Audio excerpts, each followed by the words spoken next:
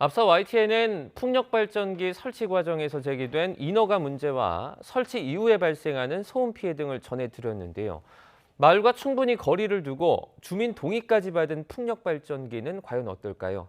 이 설치 과정만큼은 친환경적이지 않았습니다. 홍성욱 기자입니다. 70m가 넘는 거대한 풍력발전기 날개가 산을 오릅니다.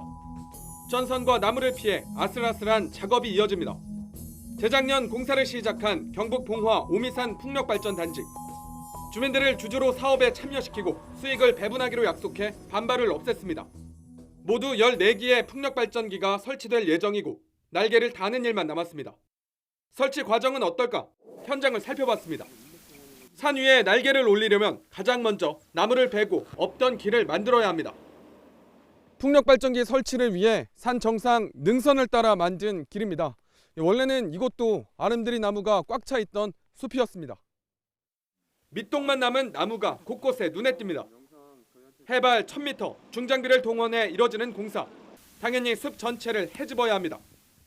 재생이라는 이유로 풍력이 아니라면 협의조차 될 수 없는 그런 것인데, 보시는 것처럼 이렇게 산에 능선부와 계곡부를 폭 크게는 10m까지 그 이상으로 훼손해야 이제 진입 장비가 들어가기 때문에 풍력은 앞으로 가야 될 길은 분명하지만 현재처럼 한다면 주민들과의 갈등, 생태계 파괴 논란은 계속 이어질 수 있다. 공사 지역은 천연기념물 산양부터 보호종인 삭과 참매, 수달을 비롯한 다양한 야생동물이 사는 곳입니다.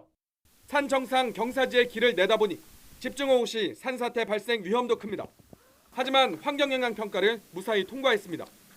발전 사업자가 의뢰해 제출된 보고서 덕분 생태이동 통로를 만들고 산사태 발생 대책을 마련하겠다는 내용이 담겼습니다. 환경단체는 풍력발전에 대한 환경영향평가 기준이 허술해졌다고 지적합니다. 최근 산지풍력이 그런 환경영향평가의 본래 취지 그리고 또 제도의 근본적인 어떤 개념들을 망각하면서 무분별하게 혹은 또 협의를 해주는 과정에서 환경부가 중심을 못 잡고 신재생 에너지에 대한 관심으로 최근 풍력발전에 대한 환경영향평가 협의가 늘고 있습니다. 하지만 이 과정에서 산림 훼손과 생태계 파괴, 산사태 피해를 막아야 하는 환경부는 제 역할을 다하지 못하고 있습니다. 풍력발전 설치할 때 있어서의 환경부의 역할은 환경부는 인허가를 해주는 기관은 아닙니다. 사업을 시행하는 자가 환경 영향을 평가하여서 저희에게 협의를 하면 협의 의견을 제시하는 기관 역할입니다. 신재생 에너지라는 이름으로 전국 곳곳에 우후죽순 들어서는 풍력발전기. 1차 소음 피해는 물론 환경 훼손과 산사태 등 2차 피해를 막기 위해선 더욱 촘촘한 허가 기준이 필요해 보입니다. YTN 홍성욱입니다.